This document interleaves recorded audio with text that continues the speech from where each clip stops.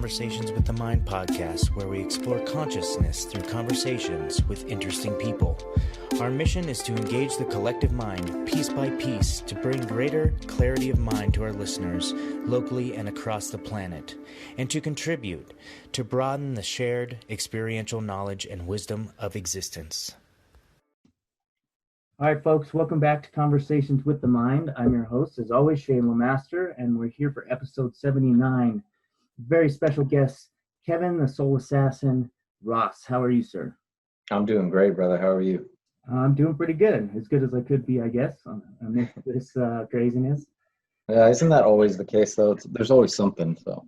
Yeah, you're right. There is. As soon as this is over, we're going to be hit with something else. Yeah. So the first question is the only standard question that I ask everybody who comes on the show, and that is, so the show's name is Conversations with the Mind, and I'm just wondering, when you hear that phrase, how does that land with you? What does that mean for you in your life, Conversations with the Mind? I mean, to me, that's kind of a representation of everything in life. All boils down to our perception of reality, our perception of situations, our perception of ourselves, the good and the bad. Everything starts internally, and then we go externally. I find one of the biggest issues with so much is we're always looking outward. We're always looking to improve outward appearances, outward growth, outward everything, individually and as a human and as human beings. But very rarely are we motivated to look internally, and that's where everything starts and ends, really. So I think that's vitally important to be promoted, particularly nowadays, where everything's so external, and you just see the devastation that causes, and then the destruction of the world and of our resources and of our humanity, really, because we're all looking outwards and stopped looking inwards a really long time ago, and I think it's time to start going inside as well. Do you think that's like a worldwide thing, or do you think that's more in the U.S.? Because I know you've been all over the world with fighting. You've experienced lots of different cultures. I know when I've been to Thailand, it seems like, well, not so much in the cities, but maybe out in tribal areas, people are much more in tune with their inner worlds. It seems like capitalism and things like modern society is sort of what's taking us away from that.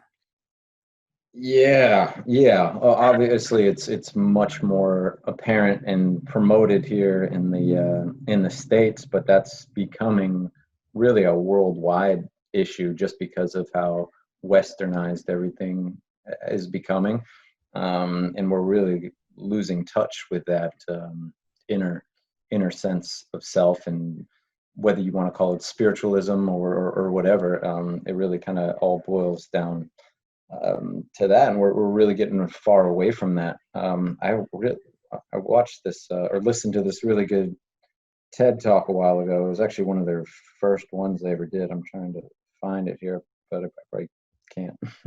And it talked about that, just how our external pursuits, we've lost sight of who we are as individuals, and back in the day, everything was much more spiritually involved, much more conscious of the earth and everything that comes with it. And yeah, you can say they had all these gods, and maybe they weren't as intelligent as we are now, but we're the ones that are destroying everything in record numbers, and we're like sprinting to destroy the world, basically. And I think things were much more balanced when we had more of a perspective on there's more than what we see.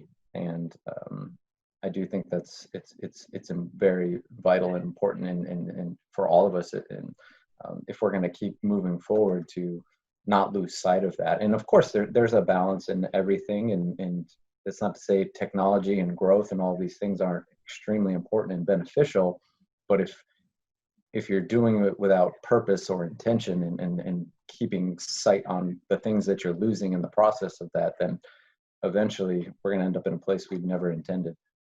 Yeah, and I think we do that largely to ourselves too.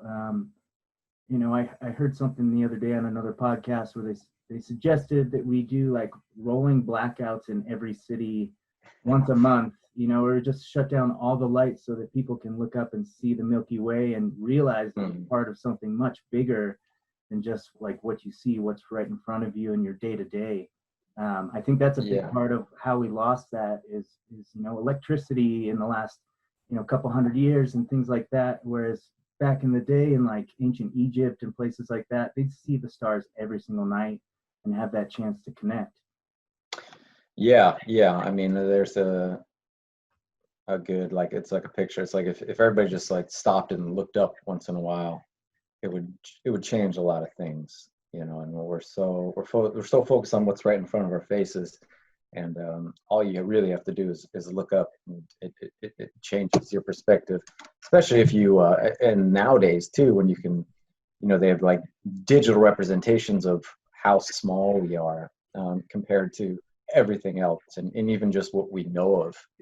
We're not even in existence in reality when you think about how microscopic we are in the grand scheme of things, and that really puts so much into perspective and our importance and relevance and all these things we're so fixated on. I think that's why taking a moment to look at those things really will alter your perspective and put things into context. Yeah, I agree. I think when I was first exposed to that idea, I really like sat with it for a long time, and just like you said, I realized just how minuscule we are in the big picture, and that kind of led me to like this place of like depression almost, where I was like, well, if I'm so little and insignificant, then what is all this effort that I'm putting into this life for? But I had a mushroom trip once that I went inside with this one, my eyes were closed, and I was shown like the universe as it was operating as all these gears, right? There were big gears, there were little teeny tiny gears of all sizes. And while I was viewing this system that was working with perfection, I asked myself, well, which gear am I? Which gear am I in this whole thing? And it zoomed in on this teeny tiny gear, and I was again hit with that, oh man, I'm like the smallest little gear in this whole big system. But then it showed me that if I just remove that little tiny gear, then the whole thing falls apart. It just doesn't function anymore. So that also showed me that even though we're insignificant, we are essential. We're essential to this whole web of whatever we're in. Yeah, well, just to further on that is if you really think about the delicate balance that life exists on, it seems very normal and whatever, but you go 1 degree one way or 1 degree the other with the balance of everything, oxygen and all the elements and everything, it just gets destroyed. And how we're really just on this very fine line of total destruction, and we don't think about it. And as you said, if you think about the grand scheme of the universe, we're insignificant, or the grand scheme of just an individual, you feel insignificant, yet at the same time everything has its place and purpose, and everything flows together and functions together. And it's just a question of whether you're going to be a promotional tool to expand that, or to destroy that. And you can take that as big or as small as you'd like. And that understanding of how everything is connected, how we are all connected as human beings and individuals, and not so we are alone, but we're all connected, and we all have our place in the world and our place in each other's lives, even if we never meet, even if what we're doing doesn't seem significant, it has lasting effects. Yeah, I agree. Like ripples out into space, Yeah, it's interesting how, a lot of the things we do, the interactions that we have with people, we don't necessarily get to see the effect that it has long term, right? But if we're nice to the person behind us in the checkout stand, then they're going to be nice for someone else, or maybe 2 other people. And then that kindness that you initiated just keeps going forever and ever. It's like adding to the universe as opposed to, just always taking from it. Mm-hmm. Have you always I try to always put that in perspective. Like we always think so grand scale, like how can I make the world a better place, or how can I change things, when if you just take it to a smaller level, like how do I just make this moment better? How do I view this thing in a better light, or just saying hi to a stranger could, I mean, it doesn't seem that way, but that could really change that person's day. It could change that person's world. And you could do the exact opposite too. Something that doesn't seem significant, maybe not smiling at that person, or not letting that person cut in front of you, can have lasting effects. It's the whole butterfly effect scenario. The smallest things can have the biggest impact. And it's usually the small things that do have the big impact. They inevitably become big. But we always think such a grand scale, like these extreme events or extreme personalities, but they didn't start that way. They all started small in either direction, the good or the bad. Terrible people don't start out terrible most of the time. Great people don't start out great. Good situations don't always start out that way. They start very small and insignificant, and then there's the next day and the next day and the next day. And when you look back, you see how they all led to this place, but it doesn't start that way. Have you always held those views, about the interconnectedness, things like that, or was that something that was developed over time? No, I definitely spent half my life in the opposite way. That viewpoint of what's the point? We're all gonna die. Might as well just say fuck it and have fun, and screw everything else, because none of this matters. What I do doesn't matter to you or anybody else, and I'm just gonna ride this out until it's over. And it wasn't until I really turned my life around to 23 and started going to a more positive direction that I began going down that road and understanding. And it's been 17 years now. So in the process of all this, I've learned and developed this mindset and seen it play out in other people's lives and my own, and had a much better understanding of how all these things connect. But as I said, I think in a lot of ways it's helpful to be on the other side of it too, because you have much more appreciation for it, as well as other people understanding that you've been on the other side of that wall, and they value what you say that much more because you're speaking from experience. You don't listen to a sober person on sobriety unless they've struggled with addiction. It's like, well, what are you talking about? And like in the fighting realm, if you've never been in the ring, how are you gonna teach me how to get in the ring? You can give me steps, and it's not to say that it's all bad, but when someone's been there too, you take their word that much more to heart, and there's no questions in your mind about where they're coming from because they've experienced it to some degree. Yeah, I agree. I hear that all the time from some of my clients, how they appreciate that piece of my own history, and I'm pretty open in sharing that with other people just for that reason. It helps with your credibility, speaking from a place of experience. My childhood was kind of rough, and being raised by a single mom who was an alcoholic, and having to raise my little brother, sort of setting my own childhood aside to step into the father role at age 4, and and then addictions following, and self-destructive behaviors, and like that fuck it attitude. Like I just wanted to watch the world burn, because I didn't know any better, in a punk rock and heavy metal, and that was the beginning of how I approached martial arts too. Was from like this aggressive place, this place of like, nobody's gonna touch me, I'm gonna destroy them if they try and bully me or anything like that. But it wasn't until I think college that I started to make that transition, and realize that there was bigger things out there, things that were important, and things that I needed to do in this life that were going to be important too. If you don't mind, sharing with the audience a little bit about your background before you made that change. What was it like growing up as Kevin Ross, the soul assassin, before you became that soul assassin?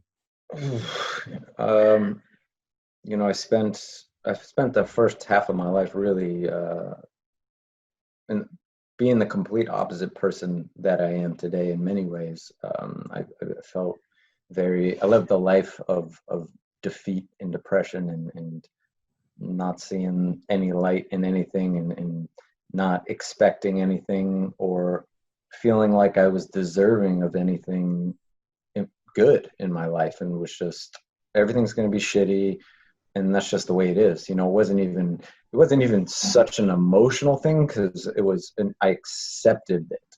You know, it wasn't like I deserve more but I'm not having it and that's why I'm depressed. It was, this is what I get, and there is no more. So I didn't look for or expect or even maybe want anything more than that.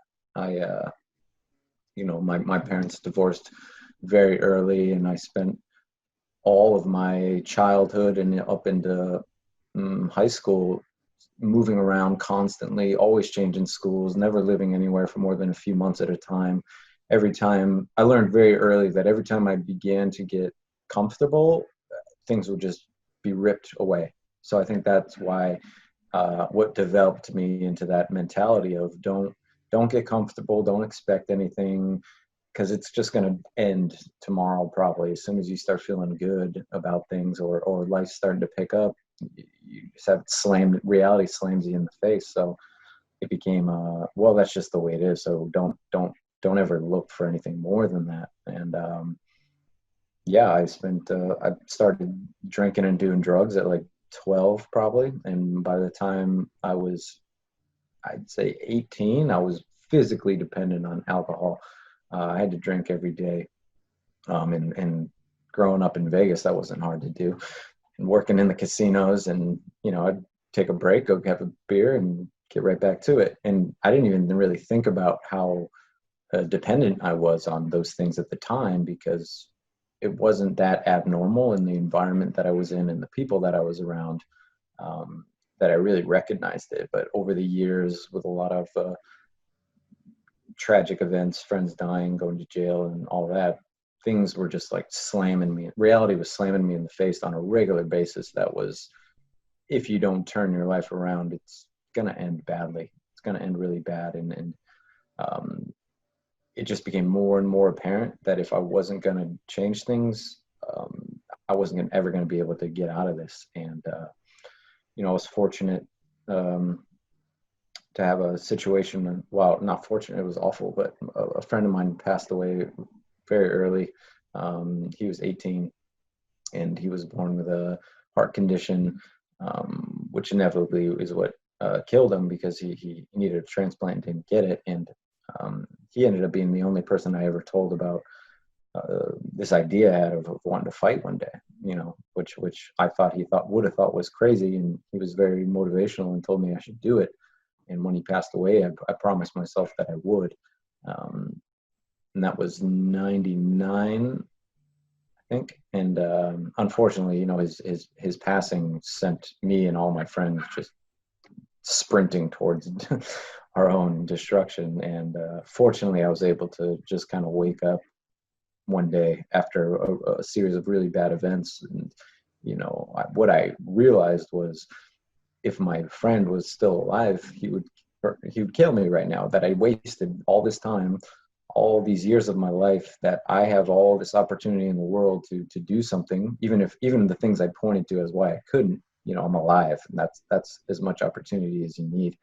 And I couldn't ignore it anymore, that I was wasting my life, and that I had wasted 20, however many years, 23 years of my life, just not thinking I could do anything, or living in fear and defeat. And I forced myself to really wake up and recognize that fact that, yeah, maybe you might not be here tomorrow, but you're here today, and you can make it better or you can make it worse.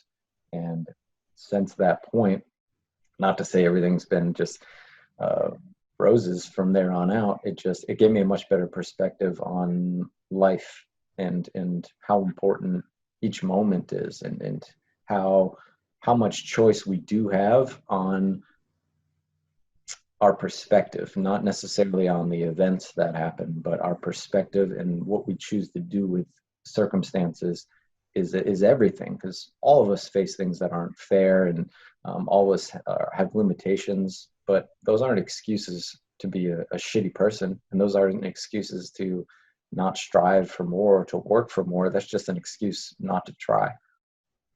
That's incredible. I mean, your friend is still, or at that time was still working in your life from the other side, and it's still a huge thing for you. That's amazing that you're able to tap into what he still brings to this reality.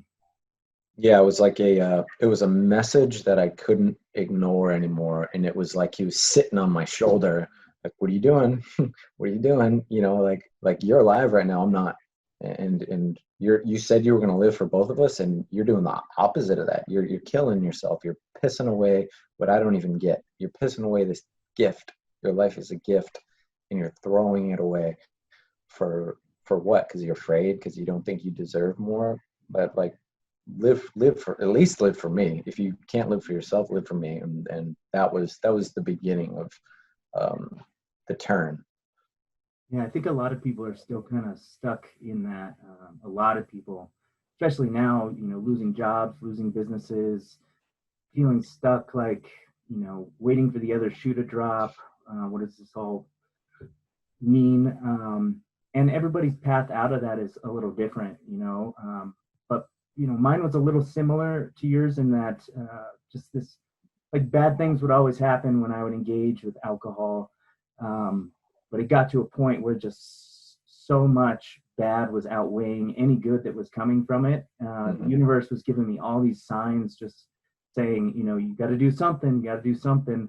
And then for me, anyway, I discovered Buddhism for myself, and that really propelled me into sobriety, and beyond that, into kind of who I am now. But for you, what was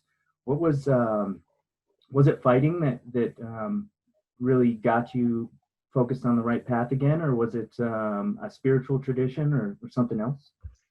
When I look back, it was a lot of things.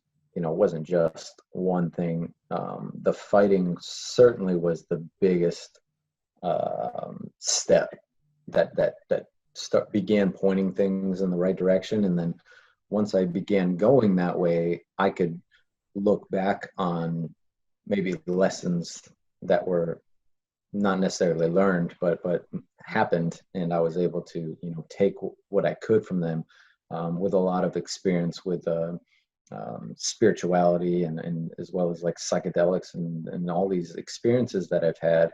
I started to understand them more. I was able to put them in a context of, oh yeah, I was learning a lot of things over the years. They just didn't register to me at the time. And then going forward, I was able to take all those valuable lessons with me, and go forward. And with more in fighting and more in spirituality and more with everything else,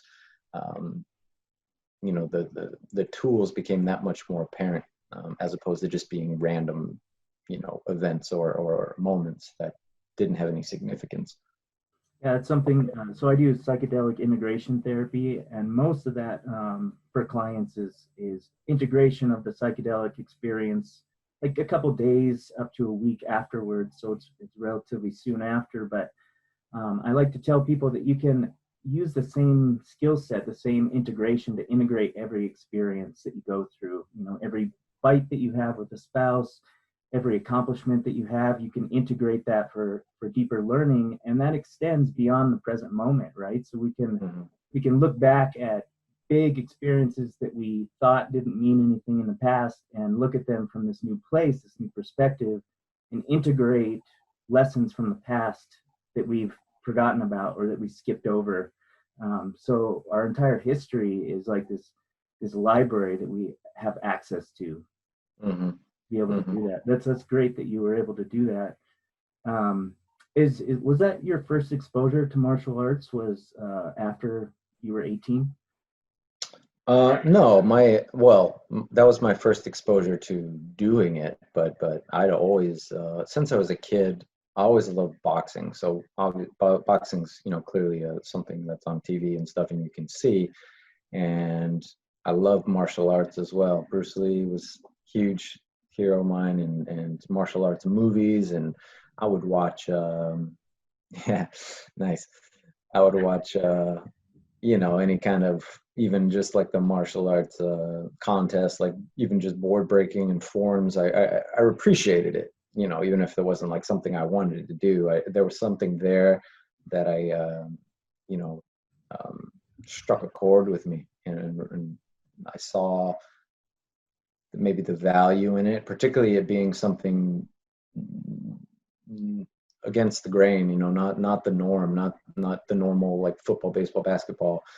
And I think that's why I was so drawn to it. That there are other avenues with athletics, and things like that. Because as I was younger and growing up, as I was really like pushed into a lot of these team sports, which I loved the physicality and the competitiveness of it, but I hated relying on other people, or in a situation where I could do the best I ever did, yet this person next to me could just piss it away and not care, and then we don't do very well. So clearly that's why I was so drawn to fighting. And I think a lot of things I recognized was I was rebelling against all of these things, because it was just like the system of everything, the way you're supposed to do things.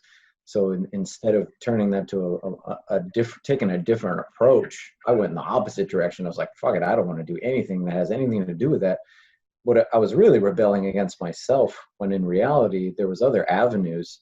They just weren't out there. I didn't know that they were there. And I think that's such a tragic thing in the world, is we aren't shown that there are other ways to do things. We're showed this formula of school, jobs, family, etc., when there's all kinds of other approaches to things. And it's detrimental to feel and be told that there's only one way to do it. You have to go to school, you have to do well in school, and then you have to get this job, and then you have to do this, and you have to have everything figured out when you're a teenager, so you don't ruin your entire life, and drugs are bad, and this is this, and this is that. I'm like, well, there's a level of that which generalizes everyone. Yeah, most people, this is, a good starting point or whatever, but some people, it's the worst thing ever. Like for me, the school system, the education system, and even the religion system was sending me in the opposite direction, when there were so many things in it that were valuable and important, but I was rebelling against it. I wasn't able to take any of the good, because the way it was structured, I didn't want any part of it. And it wasn't until I completely left and turned my back on everything, and then I was able to kind of look at it from a different perspective and say, oh, there's all these really great things. There's great things in the education system. There's great things in the religious system. There's great things in the food, drug, and medical systems and all these things. But there's a lot of bad too, and there's other alternatives to that. And just because this works for one person doesn't mean it works for everybody. And I think it's awful that with that, we don't even know, most of us don't even know that they have options. You believe what you're being told is the right way, the best way, and you're under this blind assumption that what you're being told is the way, and that you're being told by a person that has your best interest in mind. And this kind of all boils down to the way it is in fighting too. You make the assumption that the person teaching you knows and is genuine, but I was fortunate to come up under people that were, but there's a lot of people that don't, and the people they're coming up under don't know shit. They're teaching them a lot of bad information and all these things, but you don't know any better. You don't know what you don't know. And I hope one day we live in a world where there's other avenues that people can take. The education system isn't for everybody. For a lot of people, it suppresses them. A lot of people who are really great thinkers and innovators didn't go to school and dropped out and failed and all these. I failed art class and when I was a kid, and it's just because of the structure of it and the people that were teaching it and the way they communicated with me. I was like, I don't want any part of this, and it might have been something that was the most beneficial thing in the world, but the way it was presented to me had the opposite effect. Yeah, well, I mean, the first thing I think about is mind control, right? So it's a form of mind control, or you know, people above you when you're a kid telling you what you should and shouldn't believe in and do, and what's right and wrong, and you got to do it this way. It's like an indoctrination, and part of, I think, becoming a healthy adult is breaking that shell and unpeeling, your own beliefs. So setting all those things on the table, right? All the things that we were taught, all the values that we hold, and setting them out in front of us and asking ourselves, is that something that I espouse myself, or is that something that someone else conditioned into my head that I can leave behind? It's like it's like chipping away at that block of granite to emerge like this Greek statue. It's pretty cool. So for you because for me getting into the martial arts, like I said before, was like this, because I was like in this aggressive part of my life. In the first part, it was very force-based, right? I approached everything with force, and I thought that if you just force a situation, then you would be victorious, and that served me quite well early on, in Taekwondo competitions and wrestling in high school and things like that. And then when I got deep into my addiction, sort of the martial arts fell apart. That structure, that foundation fell away to the side in favor of the alcohol. And then again, getting sober, I rediscovered martial arts first through Krav Maga, and then Muay Thai, and then Sambo and Jiu-Jitsu.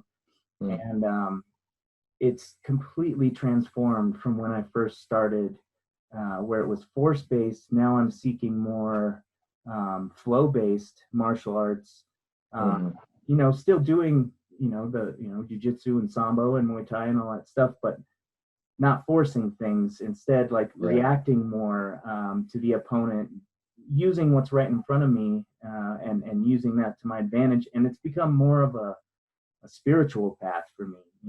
Every time I step on the mat, I literally feel like I'm stepping on sacred ground. All the people before me, and all the respect and veneration that I need to give over the many centuries that these arts were developed. Yeah, I think that's one of the greatest things about martial arts, is it does give you a connection to that, just what you said, the history, the spiritualism, if you want to call it that. What I find that it does is it really clears the static of life out, and lets you focus on what's important, because you have to be in the moment. You have to live in that time. Yet at the same time, you're trying to progress and have goals and look to the future as well. And finding that balance is, I think, vital in all things. You want to have direction. You want to have a whether it's a goal or a place you want to be, but you also need to be in the moment, and you also need to let go to a degree. So it's this flow and balance of,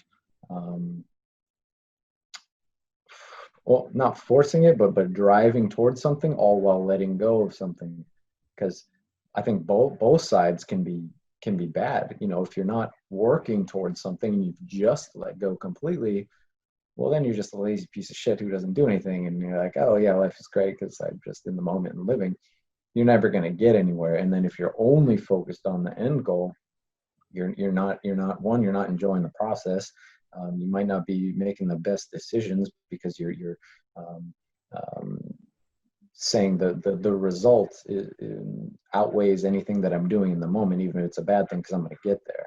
So it's this constant, unending learning of that balance between both. And again, with everything that you have to learn in martial arts and fighting, and even in athletics and other things that are difficult, is you're forced to recognize that every day, that there's a balance in everything, and too far on the right is detrimental, and too far on the left is detrimental, and that applies to everything.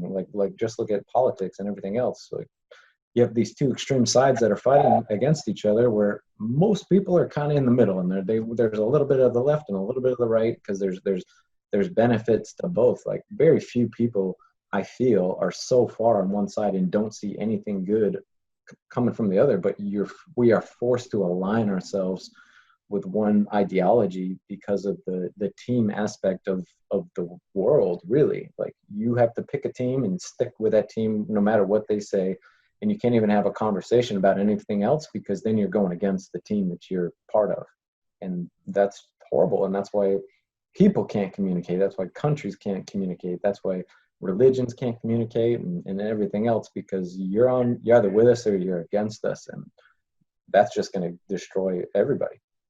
Yeah, you were talking about education before, and for me, education was like a coping mechanism to get away from the abuse at home. So I poured into education and thrived through those years. And I think I told you this before we got started. I'm working on a PhD right now here at Colorado State University, and just like you mentioned with the politics, I'm experiencing something very similar now, stepping into the role of a professional researcher, where I see, these two camps between spirituality and science. You have to choose one or the other, and there's no in between. Yeah. And I'm trying to blend those two right now. Like in my dissertation work, I'm looking into precursors to the mystical experience, as it's experienced by high dose ketamine and ketamine assisted therapy. So really merging the mystical state with scientific methods and showing that these are just two things. Science is not really caught up in its ability to measure spiritual things and spiritual aspects, but that doesn't mean that the two can't coexist. Yeah. That's such a, I think that's one of the bigger hindrances of us progressing as in humanity, is we think there has to be a separation between one and the other. When if you look at it, like, science can explain a lot, but it can't explain everything. And they say a lot of things that come off as factual, but everything is really just a guess. It's a hypothesis. It's everything we do points to this as being the answer, and nothing has pointed us in any other direction. But that's all we know right now. That doesn't mean tomorrow that might change. And I think the more open and honest people are, they can admit that fact that we don't know everything. I mean, we could all be asleep and hooked up to machines right now, and we just don't know it. And just think about that. That's a possibility, even if, no matter how small you make it a possibility, it is a possibility. And if you can recognize that fact, everything really, you can understand everything a little bit better, or absorb things a little bit better, and put them into perspective, that there is nothing that's 100% factual. It's what's factual to the individual. It's what's factual to the experiments that you're doing. It's what's factual to a lifetime of these things. And going back to that TED talk I was listening to, he was saying our reality now is very different than it was 1,000 years ago. And at that time, people believed that there was a god of fortune, there was a god of death, there was a god of the weather, and there was a god in the earth. And they viewed and behaved all these things as if each thing had its place and its purpose and its energy and whatever you want to call it. And I think that helped give us a better perspective of what's going on, or a more open perspective, not so fixated that we know what's going on, we know how to do things, and we know what's right, and this is the way, and be like, yeah, well, we've made a lot of improvements in life and stuff, but we've done a lot of damage too because of that as well. So just like we said earlier, there is a balance there, and it's we can't be so fixated on progression that we lose sight of what we're missing in the process of that.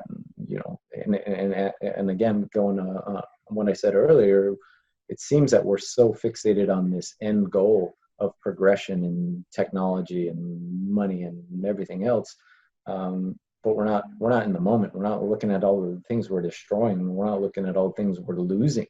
With the development of technology, we're also losing self-reliance.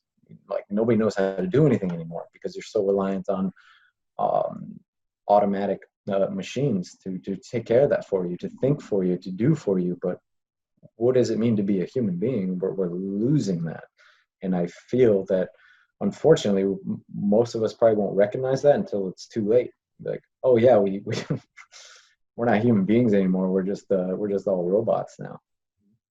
Yeah, I'm seeing out in my community, at least, like people not even know, full-grown adults not knowing how to cook, during this thing, and it's incredible. Everything is pretty much shut down in my city except for like fast food restaurants, but those have lines of cars going into them for blocks upon blocks all day long. So right around dinner time, if I'm cruising around, I'll see, 50 to 70 cars in line at Cane's Chicken because, parents aren't cooking and they're not growing their own foods and things like that, for sure. I think we're losing a lot of what makes us human, like you said. Yeah, and I think this situation that we're all in right now, it's a really great opportunity for us all to recognize that. But like you said, I think for a lot of people, they're just becoming more dependent and reliant on the system and the way things are, when it should promote you to learn how to be a little more self-reliant. It's not like you have to go live off the grid and grow and cook and then build your own things, but to some small level, base level, everybody should have a little bit more information on their health, on their own education, on their own food, and how to take care of yourself, because these things are going to keep happening and they might get a lot worse. And what are you going to do next time? Maybe you can't go outside because the air is toxic or whatever. And like, what are you going to do? You're becoming more dependent on the powers that be in the system. And that's not an accident. You can say what you want about this whole pandemic and stuff, whether it's intentional or unintentional, but the way that humanity was by design. Not this isn't just accidental that we all ended up dependent on these systems. And that's what happens when you hand your rights away, you hand your beliefs away, you hand your education away. You don't even know what you think or feel. You just know what you think, what you're told. You think the laws dictate what's right and wrong, and that's the worst thing you could ever do. How many times throughout history have all the progressive things been against the law? Women's rights, human rights, everything was done against the law in order to progress. Not everything, but a great deal of things were done in defiance of what we were told was the way to do it and what was right. And it was only those that were willing to think for themselves and stand up for what they believed in, and to fight against, even if the rest of the world was in line with what they believed. And it's only till looking back you realize how ignorant people were and are, and we're no different. People are going to look at us the same way, and a lot of the things that we're doing and believing in now, not even that long from now, maybe 20 years from now, people look back like, what was wrong with them? Are they stupid? but I think the more we can recognize that we're always learning and growing and progressing, we can at least put things into context.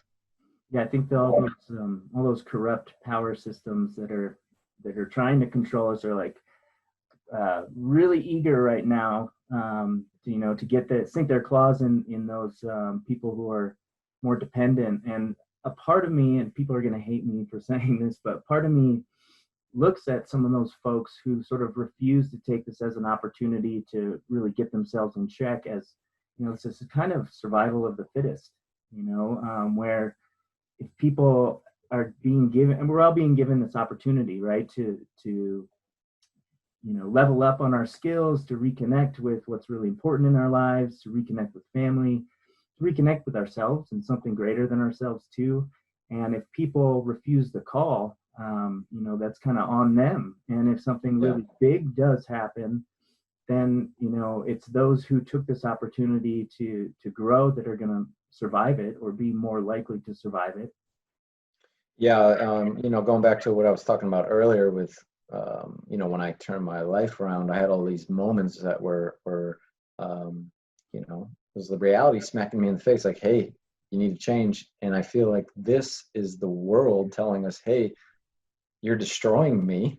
Maybe, you know, maybe you should do things a little bit different. Maybe you shouldn't just follow the way things are going, and then take a moment, step back from, you know, it's like we're lost in the forest. We need to take a step back. And this is one of those opportunities we have to do that, and I hope this has made it painfully apparent that those that are in control and in power don't know what the fuck they're doing, and don't always have the best intentions. You know, I don't like to say they necessarily intentionally do these really evil, fucked up things. Sometimes it's just they just don't. Maybe they don't understand. You know, and they're just doing the best they have with what they do. Now, I think there's a lot more people like intentionally doing fucked up things than there is, but I like to give everybody the benefit of the doubt, and recognize that just like your parents, you know, they don't know everything. They didn't know everything when they raised you. They were doing the best they could with what they had. And, you know, if you look at the powers that be in that same light, you know, you can take everything with a grain of salt. Like these are the laws, these are the rules, these are what people are saying, but they might not have all the information, and they also might not have the best intentions going into it. There's good and bad people in every aspect of life. You know, there's good and bad people in the government. There's good and bad people in law enforcement, in the military, and recognize that fact. Just because you're an adult, just because you're a parent, just because you're the president, doesn't necessarily mean you're a good person and you're doing things that is beneficial to the people you're overseeing. And the more we understand this and wake up to this, we can think a little bit more for ourselves. And as I said, I do feel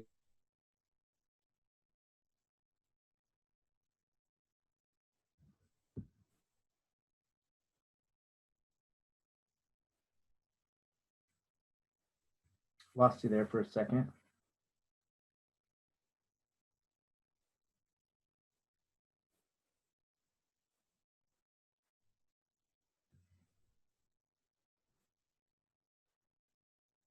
Sorry, folks. Seems like we've lost a little bit of a connection. Usually comes back in a few seconds.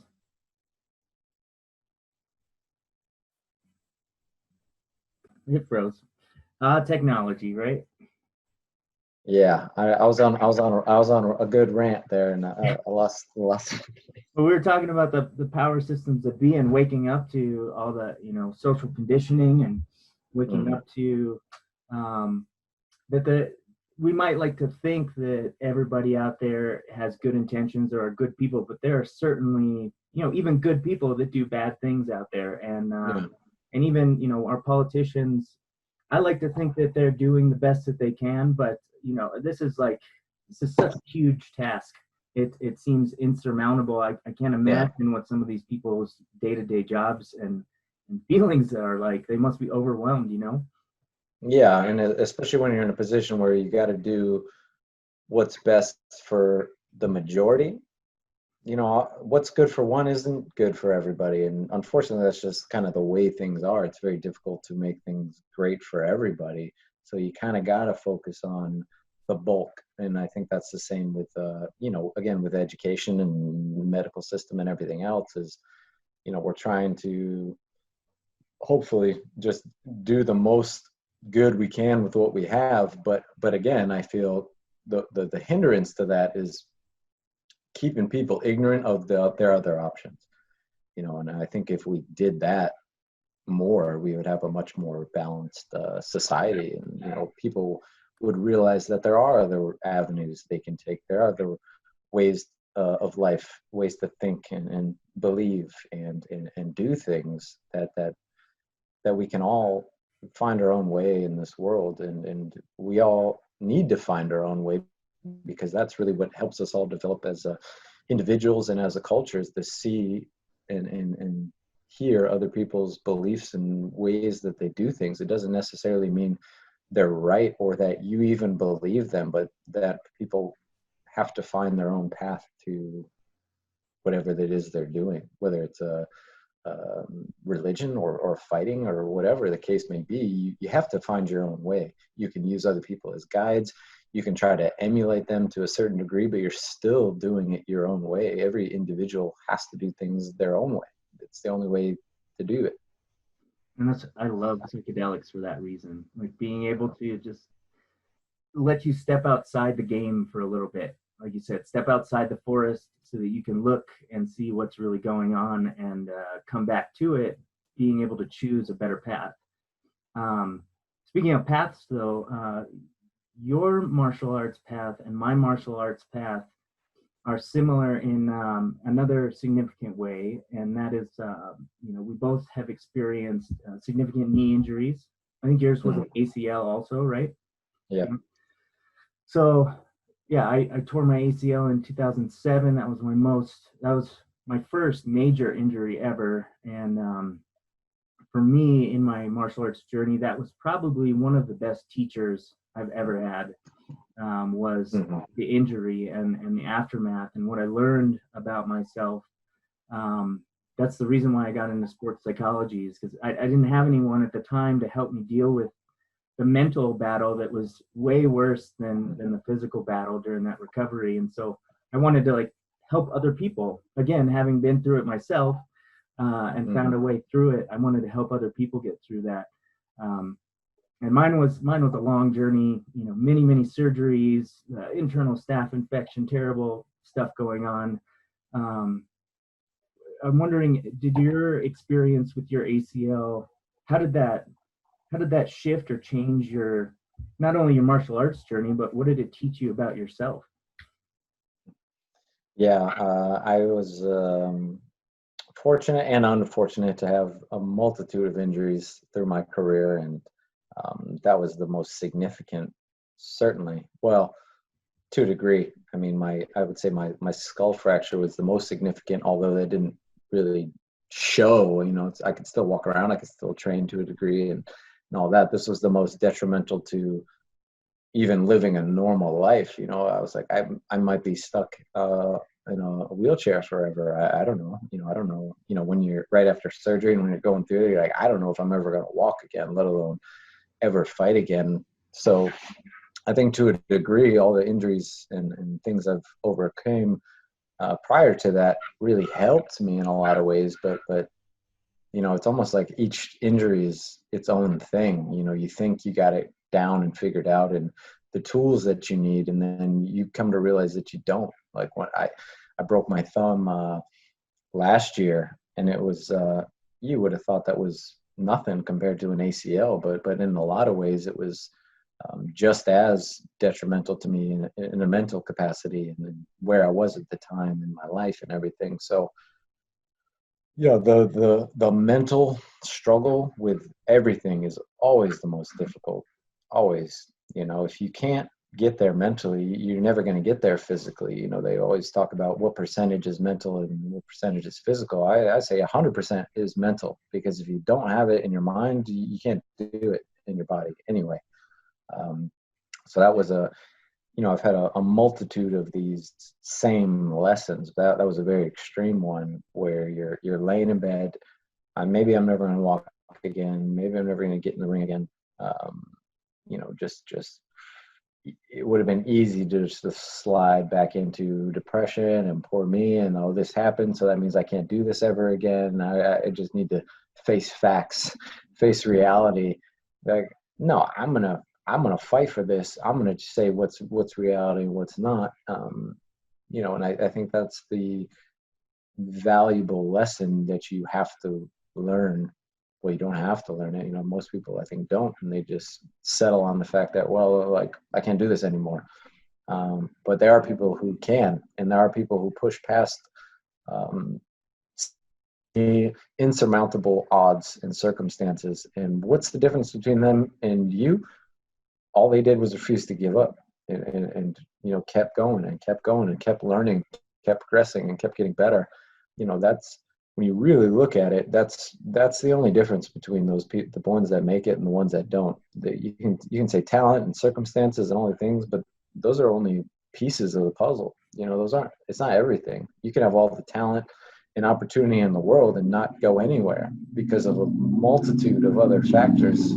It's just so easy to point out those things that we don't have and say, well, I can't do it because of this situation. I can't make it because of this circumstance. And yet some of that might be true, but there are people who have had that and still do it and still accomplish. And, you know, I think that was just an unending learning lesson for me is you can't point to the unfair circumstances as reasons you can't make it, because everybody has them to one extent or the other. So I think for me, because I've had to learn and have that forced in my face so many times, I'll have like a day or two. I mean, I think with my knee, it was probably that week of, you know, being in agony from the surgery and stuff. It's just like, fuck, I just don't want to do this shit anymore. I don't want to be in pain anymore. I don't want to keep striving for something that has no guarantee. Like, maybe I should just give up and do something else now. But then there's that part that's like, you get to decide what you want to do. And this is just another hurdle. This is another, I try to view all these injuries and setbacks as questions. Like, do you want to do this or don't you? Not can you or can't you. First and foremost, you got to figure out if you want to. It doesn't matter if you think or you can or you can't. That's just an opinion. You know, you're never going to find that out unless you go forward and refuse to give up. You know, it's kind of it's like the best and the worst part, because there is no timeline on when success happens. There is no necessarily path to follow. It's different for everybody. It's just a matter of whether you're going to keep going or you're going to give up, and whether your reasons to keep going forward are stronger than your reasons to stop. And that's all it really is. And the only difference between a psychopath and a person achieving their goals is nothing. Nothing really. I mean, you look like a psycho. You look like a crazy person. Like, why aren't you paying attention to everything that's telling you not to do this?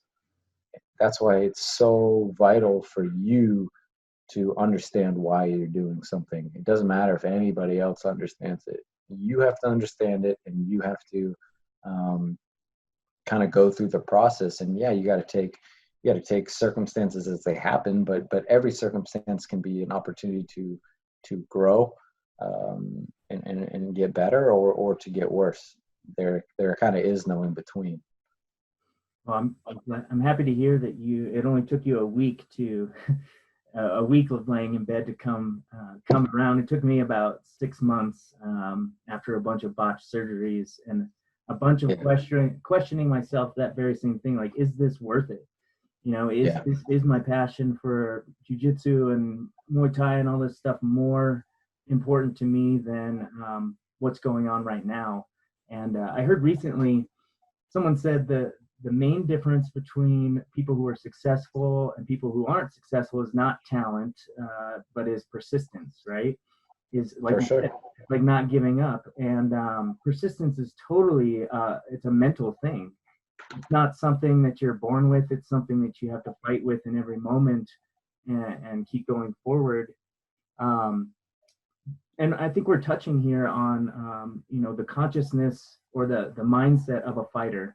And that goes beyond just real fighters, right? Like yourself, but also people who live life like a warrior would, or like a fighter would.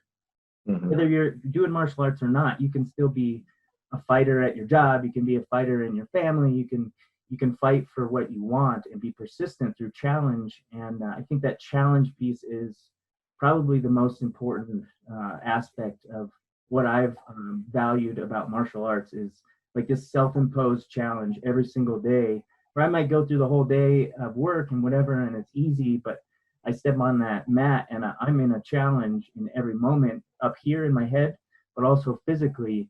I was wondering if you could speak a little bit to that, as far as like fighter's mindset, approaching challenge, not only in the ring and in training, but how that translates into your everyday life too. Yeah, I always find that that is what's so important about doing difficult things. It doesn't have to be fighting, it doesn't have to be martial arts, it doesn't have to even be sports or anything like that. But when you continually are doing things that are difficult, you are always learning these life lessons that are vital, that you're going to need that information in other aspects of your life. And this makes them very extreme and very, very obvious. Like, this is difficult, these are the circumstances, and how do you get over them? Okay, yeah, maybe it's just a fight or lifting weights or anything like that, but at the core, those lessons apply to everything. Everything is difficult. Everything's going to have bad circumstances or unfair things happen to you. You're going to have good days and bad days and all these things that really do apply to every other aspect of life. It just kind of they all boil down to that same thing. And when you are doing and pursuing perfection in a difficult environment, you learn these things every day. Every day you're forced to learn these lessons that are valuable in every other aspect of life. And I think, unfortunately, most of us, or a great deal of us,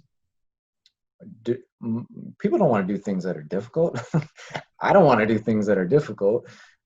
I mean, I do because I understand the value in them, but there's always that instinctual part of you that wants to stay safe and wants to be comfortable and doesn't want things to be difficult. And then, kind of that goes to the whole thing with, advancements in technology. Everything's like, yeah, it's convenient, it's nicer, it's better, it's some ways healthier for a lot of people, but you're also losing everything in you that everything in life is a fight on the cellular level to every other level. Difficulty promotes strength and growth. If things aren't difficult, you're not growing, you're not getting better, you're not even viewing the things you're doing as you're not understanding them as much, because it's just like, oh, this is just, you're sitting in the lazy river just on a track. I think that a lot of people are in that kind of mindless way of life. They're not necessarily pursuing anything, because pursuing things is difficult, and pursuing things has no guarantee. I think one thing I understood was, you can be guaranteed that things are going to stay the way they are, or you can risk failure, but you're also there's also the possibility of things being better and there being growth. And another vital lesson is understanding that the end goal isn't even necessarily what you should be so focused on, because the process of getting there is everything. Understanding, like, so for me, no, fighting is what brings all this out of me, because my pursuit of that, it forces me to have to be much more self-aware, healthier, cognizant of what I'm doing and what I'm reading and paying attention to, because I understand how all those things play into this specific aspect, but I also understand how that plays into every aspect of my life. So these are kind of the patterns of things that I've found that keep me healthy and keep me pointed in the right direction, and developing. And that's different for everybody, but I think all of us have certain patterns in our lives, whether it's the people that we're around, the things that we're pursuing, the music that we're listening to, the things that we're watching, reading, etc., that are either steering us in the right direction or the wrong one. And if you're self-aware enough, you can take a step back and look at these elements in your life, like, is this helping or is this hurting? And being very honest with yourself about that. And the more we can do that, the more control we have over what's going on. It's very easy to sit in your life and be like, oh, all these bad things happen to me, everything sucks, I can't lose weight, I can't get this, I can't get that. But well, what are you doing that's helping that, and what are you doing that's hurting that? And to be very honest about which things you do and don't have control over. Many times we're so focused on the things we don't have control over, like where we were born, who our parents were, what country we live in, et cetera, et cetera. Yeah, maybe you don't have control over that, but you have control over so many things you're not even paying attention to, and that are going into that. way of life and that mentality that you have a lot more control than you think you do, and you're just not paying attention to that or taking control of the things that you can't. Yeah, I It's love the that. whole take control of what you can and let go of the things you can't, because there's nothing you can do about them anyway. I love how you said that.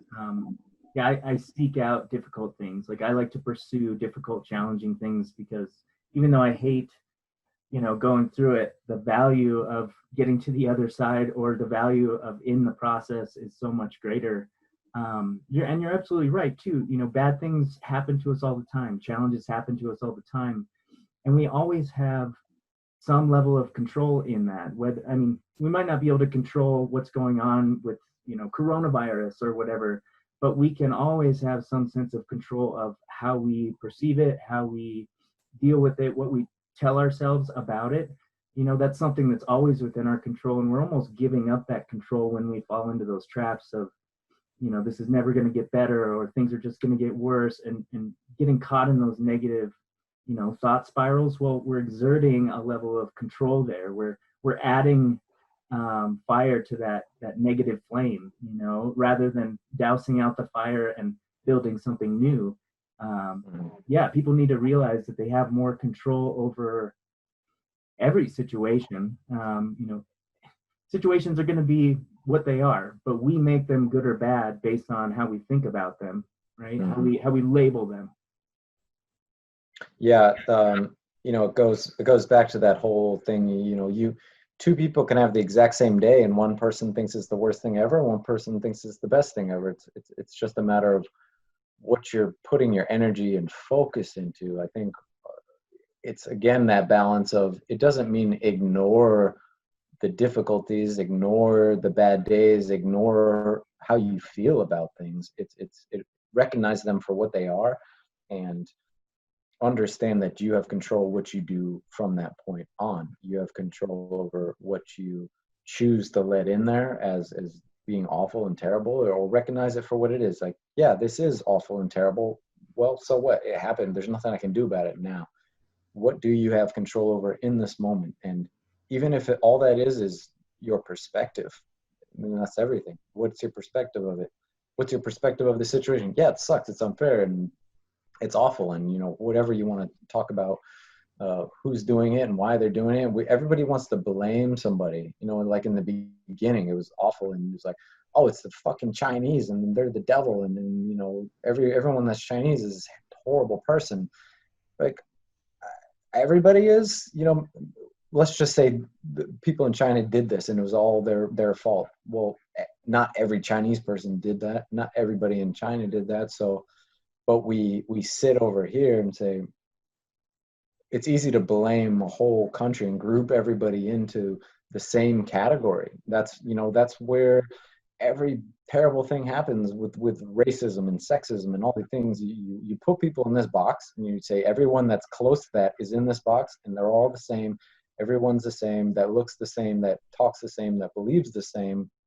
You look at the extreme version of that, but like, well, yeah, there's an extreme version of every religion, every belief, every way of life. There's good and bad to everything, and it's easy to only look at the things your side is good at. Your beliefs are positive and doing all these wonderful things, but you're not taking into account all the bad that comes with it. Like why don't we don't ever want to look at our bad things, and when we highlight the negativity of other people, it keeps all of our bad things in the dark, because we're putting the spotlight on what you've done wrong, and you're a bad person, you're this way, and that makes me a better person because I don't do anything wrong ever, and I'm the best. And it's not to say we shouldn't hold people accountable and do that, but if you're going to hold other people accountable, you got to hold yourself accountable too. You can't point your fingers at everybody else and say what they do wrong if you're not holding yourself under that same microscope. And I think that the more that we hold ourselves to those same principles, and it kind of evens things out a little bit more, and be like, you can still point out what others are doing wrong, but you better be pointing out what you're doing wrong too, because you're just like casting stones down from your mountaintop of perfection, thinking that you have no blemishes on you, and that's really just a tragic way that we kind of end up being in a lot of ways. It's just the level of ignorance that comes with, unfortunately, is kind of the way of the world in a lot of ways. I was thinking about stereotypes the other day, and I'm convinced that the aliens out there are not going to let us into their club until we overcome these stupid second world issues. But with stereotypes, and this may not work based off of what you've just said, but my idea was that instead of stereotyping, because stereotyping is like this natural thing, right? It's this normal thing that all humans do to categorize people into boxes, to make going through life, I guess, a little more predictable, if you want to say. And so it's not that we can get rid of stereotypes altogether, but we might be able to switch what we stereotype. So instead of stereotyping things like age, sex, religion, race, things like that, we can just stereotype people based on how they treat us or how they treat other people, right? So instead of like, oh, this Christian person fits into this Christian box, instead you could be like, well, that guy treated me horribly. I'm going to put him in the asshole stereotype box, I'm going to put this person in the box that was really nice to me and caring, regardless of what they look like, Yeah, it's a really difficult thing, because on one hand, whether you call it stereotypes or judgment, I just say we're all judgmental, but there's a piece of being judgmental that keeps us alive, understanding the situation that you're in. If I'm going down a dark alley in the middle of the night and there's this person walking toward me that looks like a not the best energy coming at me, and maybe I'm across the street. Now, does that mean I was right or wrong? You don't really know until the situation unfolds. So there's a level of importance to having some judgment, but thinking that's the end all of the circumstance and really grouping everybody into that box is where it's detrimental. So again, just like all things, it's important to have both. If somebody always treats you the same way every day, like this is the way this person is most of the time, that doesn't mean that's who they are, and that doesn't mean they can't change, and that doesn't mean all these other things. So you kind of unfortunately got to take things as they come. But I think if we all go forward with that kind of perspective and stop trying to categorize so many things, it'd be better. And that's not to say we shouldn't categorize them, but understand when you do that might not be that way. Everybody might not be that way, even if every experience you have has been that way. Just having a broader, more open mind to people and places and things and beliefs and everything. Yeah, I think one of the most useful ways to do that is to travel. Go other places other than where you're from. 100%, man. I always say that I think that's one of the most valuable things anybody can do, particularly as you're growing up, is whether obviously traveling the world gives you a much broader perspective, but even just meeting people that aren't the same as you, that have different viewpoints as you, that live a different way, that feel a different way, it'll at least give you a broader perspective. And we always we tend not to seek out people that have different perspectives than us, but when you see the real value in it, it's only going to do two things. It's either going to further instill our own beliefs, or it's going to give you a different perspective, even if it doesn't mean you align yourself with the way that somebody else is thinking. It only does positive things if you don't fight it so much. I think we fight so much because we want to believe that the way we think and feel and act is the right way, and it's a very kind of a very selfish perspective on life. Like, your way's right, everybody's wrong, you're right. That's just stupidity to me. It's ignorance, unfortunately, and most of us, I'd say, we don't want to admit how ignorant we are. And how many of the things we believe in and think about were just like drilled into our head, and that's the only reason we think about them that way. And we've never even viewed them from the perspective of maybe this is wrong. Like take a step back. I think that it's important to do that always, all throughout life. Like take a moment and like, why do I believe these things? Why do I think about them this way? And again, all that's going to do is further solidify them as that is the way I really do think and feel, or I need to change my perspective. Like what's negative about that? Being more self-aware and understanding how we where all this comes from. It all comes from somewhere. Yeah. So growing up, you said you moved around a lot. And at that time, it must have seemed like the worst thing. Like you said, like you establish friends, you establish, activities, and then it's pulled out from underneath you over and over again. But looking back on it now, like moving all those places that you did gave you an education in and of itself, an education in people, diversity, an education in different parts of the country. Yeah. It's really valuable that way. Yeah, I mean, I look back now and is the greatest thing ever, and some of the most valuable lessons I've learned in life were because of that. But in the moment, it was fucking terrible, man. It was awful, and it was the worst thing ever. But I was able to learn so many lessons and from so many different people and so many different cultures, and have so much exposure to all these different ways of life, and kind of to see the good and the bad that comes with everything. I mean, I went from living in poverty and on welfare to living in basically a mansion. I was able to see both sides of that. I was able to see everything from the East Coast to the West Coast, to the middle, to the rich, to the poor, to the black, to the white, to everybody in between. And so many of these things we put so much emphasis and value on aren't really that way. We just group all these things into boxes, and we make assumptions. But there's good and bad to everything. There's good and bad to all people, every culture, every way of life, everything there is. And I think that helps kind of promote that idea that nobody's way is right, or the way we should be doing it. I mean, the way we should be doing things is kind of a little bit more all-inclusive and more understanding of other people's beliefs and other people's cultures. And that doesn't mean you have to believe those things. It doesn't mean you have to live that way. It's that everybody deserves to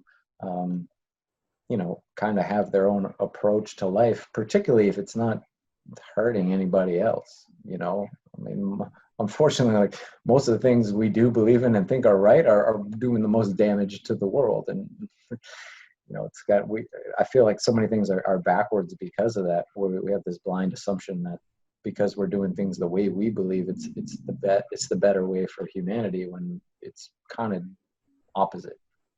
Yeah, and I think that's where I'm sort of a rebel these days. Is I'm fighting against that grain, whereas we're being told not to turn inward, not to work on ourselves, but to be distracted by materialism. I'm sort of fighting against that grain and really emphasizing that piece in my own development, because it is the scariest place, right? It is the most challenging battleground that we'll go through, is what's inside. I'm wondering. So we're talking about moving around in the U.S., but you've also been overseas quite a bit. You've trained in Thailand. I've never trained in Thailand. I've been there a couple times. I went there on my honeymoon. I'm wondering what differences have you noticed between like the Thai style of training versus American Muay Thai style training, and how they approach, warrior mindset and just consciousness in general in these different cultures. Yeah, well, as far as the training goes, I mean, you can't even compare the two. I'd say at the core, you would need to understand that 99% of the people over there, they're doing this for work. It's a job. It's not a hobby. It's not for fun. It's to take care of their families. It's because they're either working in the field making $1 a month, or they can all go have these fights where they might be able to support their family at 12 years old. You know, it's not even in the same context. So their motivation for what they're doing and their striving to be successful and to be better, this is all the end result of being in a situation where that's their only option to kind of get out of poverty. And you know, when that motivation is there, it's very obviously the end result is pretty obvious. You know, when people are driven by an external force like that, you know, that's really when you find the most developed people in certain areas. But you know, a lot of that just their mentality and views of life. I mean, the whole freaking country is in poverty, you know, to a great degree in comparison to here. And you go there and it almost doesn't make sense. Like, why are these people so happy and a joy to be around and so giving and inviting?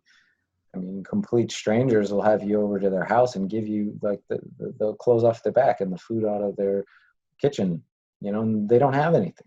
They don't have anything. Like what you make in a year could feed them for 10 years or more. And you start to recognize that a lot of the things that we're pursuing here in the West to find happiness and to find success aren't really at the core what's more important.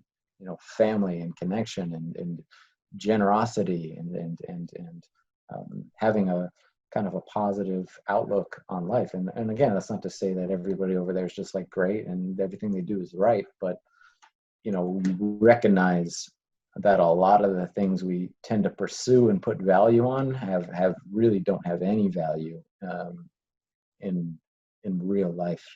And it's really apparent when you go there and you interact with them and see them, as well as other, you know, places in the world, other cultures and things like that. And again, I think that's what's vital to travel. It really kind of forces a lot of those things into your face. And the first time I went there, I was there for 3 months. And, you know, you think when you go to this other culture, this other country, you're going to have this extreme culture shock. But it wasn't until I came back that I had the culture shock. So I was there for 3 months. I came back, and literally when I landed in Vegas, I felt disgusted by the world we live in and what we put value on and how much we waste and just destroy everything for what? It like physically made me ill just walking around Vegas. Like this is like it's really disgusting. I can't remember if it was Bill Burr or C.K. Lewis, or I don't remember. He had a really good bit about, he's like, we have everything and everybody's miserable. We have everything we could possibly want, all the money in the world, everything we have. Everybody's pissed off. Everybody's miserable. Everybody hates their lives. Everybody's depressed. It's almost like the more you have, the more you have to complain about. You know, it's the whole more money, more problems thing. And I think what's also important is to recognize that that doesn't make money bad. That doesn't make possessions bad. It doesn't make progression bad. It means if you're not coming from a core base of what your values are, you're building this emptiness. It doesn't matter how far you grow. It's all empty. So you're going to get to the top of the mountain and you're going to be all alone. You're going to have done all these terrible things you wish you didn't. You're like, because you made exceptions to get to this goal. And all for what? You know, what's the point? It's like you get to those pivotal moments and you realize it wasn't the moment. You know, it was the process. It was the building. It was the growth. It was the development. It's the interactions with other human beings. This is just a thing that's going to be gone as quickly as it came. And you're standing up there at the peak of this mountain and you feel empty. You feel an emptiness of what was the point of all this? If that's the thing you're putting the value on, you know. And as I said, it's not to say goals are very important. You know, doing all these things is important and growth is important, but understand what's the most valuable is internally. It's the human connection. It's putting value on people, not things. Yeah, absolutely. I experienced the exact same thing, the culture shock upon my return. I think it was the moment I touched down at LAX, still on the runway, and I'm just looking out the window and just disgusted by the smog and just Western culture. I wanted to go back to Thailand. I felt more at home there, being a Mhm. Buddhist myself, and most of that country is Buddhist. And Mhm. it's amazing. We took some tours when we were over there, and one of our tour guides told us that there's very little homelessness in Thailand.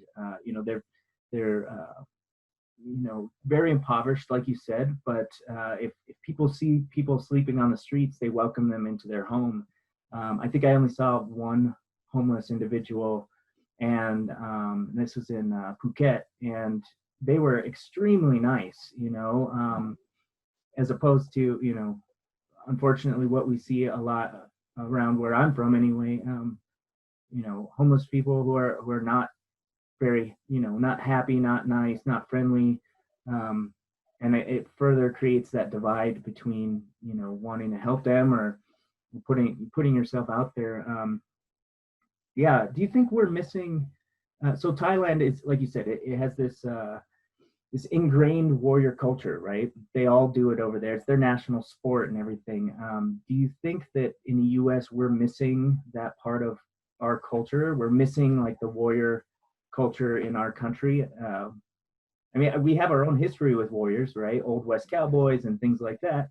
But other countries like Japan and China and Thailand and all these places have very deep roots with warrior mentality and honor and justice and things like that. And I feel like we're missing a large part of that here in our country. Yeah, I think a lot of that comes from how young we are as a nation. All these other cultures, they have such a deep rooted history, and a deep sense of self. Like we're almost like the spoiled rich kid that was handed everything, and we've developed and done so much in such a short amount of time.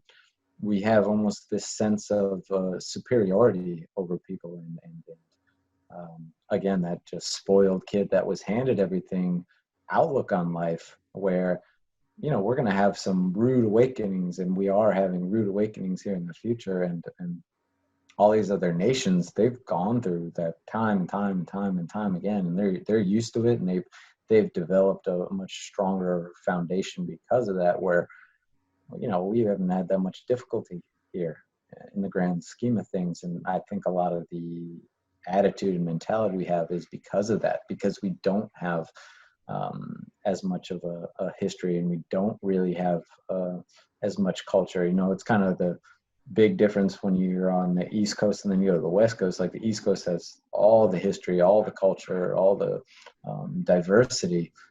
Anyway, we do have that on the West too, but so much here is kind of empty.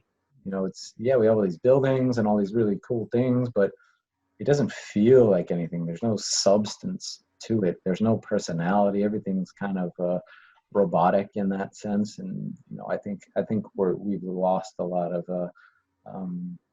that color in our lives because of that. And yeah, it's a tricky thing, but I think just like with every spoiled kid, eventually you got to get smacked around a little bit, and kind of bring you down to reality. And we're not any better than anybody else. We're doing a lot, but we're really just the spoiled kids on the block, and we need to understand that. How do you think we could build sort of more of a warrior type mentality here in this country? I mean, that's a big question. All you got to do. Yeah, I don't know. I think these difficult times can help promote that. As I said earlier, every difficulty comes with a ability to come out of it better or worse. And the more we can do that individually, the more we can do that as a nation, and the more open we can be to other avenues. I think the more we can develop and grow and kind of solidify our base. I think that's why it's so important. You know, over the last, I'd say 10 years or so, I think we've become a lot more open-minded to things, you know, like with the legalization of cannabis and stuff, like that's just the start. And then, you know, like with more psychedelics and things like that. And I'm not going to say like that's the answer, but it's just another avenue that people can take, and it's extremely beneficial for a great number of people, just on their perspective and you know, dealing with depression. I do feel like over the time has gone on, we're becoming much more open-minded and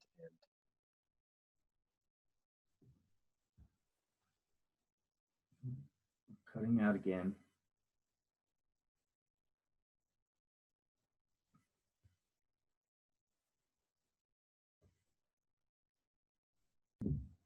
and I don't know why it keeps doing that. Right. It always does it right when I'm in the middle of a roll. Yeah, you were talking about the benefits of psychedelics for some people, and they Yeah. Well, yeah. So again, in the 60s and you know, Vietnam and everything, I think is when we began recognizing that those in control might not have the best intentions, and you know, we began questioning what we were being told.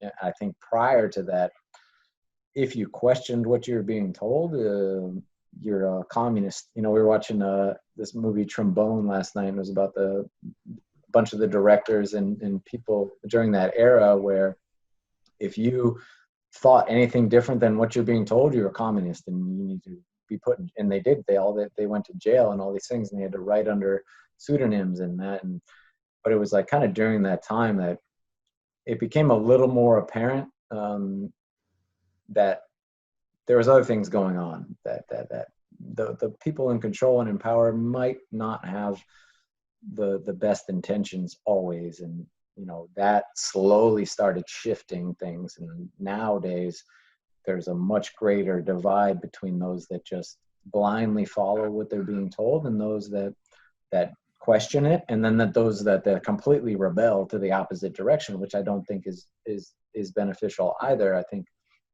just having an understanding that we should question what we're being told, regardless of who it's by, even if it is the right way. It's good to question things. You know, it's good to think, well, you know, this person might have all the best intentions in the world, but maybe they're just uneducated. You know, maybe they're limited by whatever. You know, if you can understand things on a personal level, they're the same on a grander scheme of things. You know, people are uneducated. They have their own problems and issues, and you know, you only think of we put these things, we put these organizations into boxes too, like government.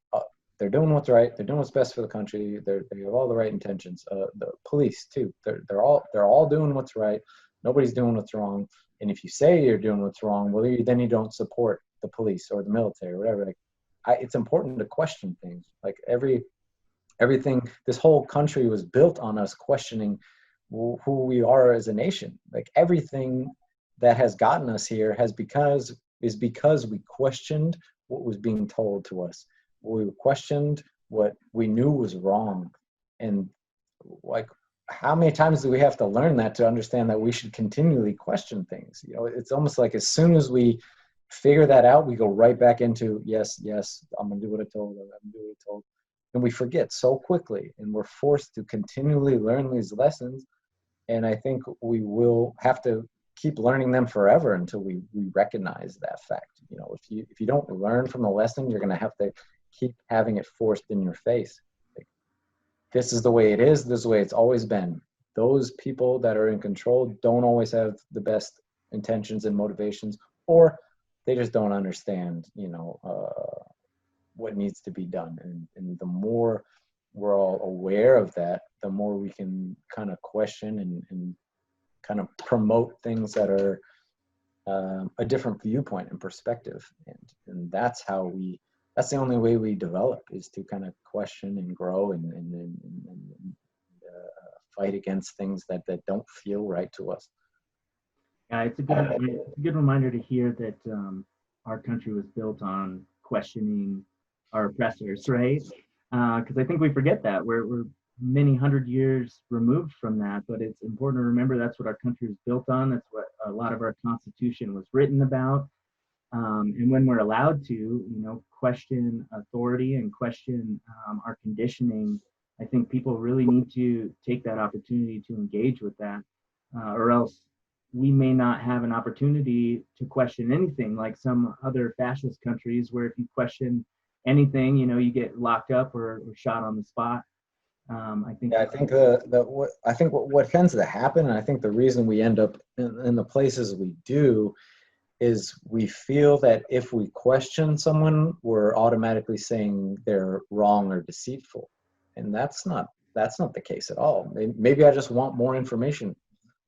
Maybe I believe what you're telling me. I want to know the whole picture. And again, kind of going back to what we're going through now, is they're not telling us everything.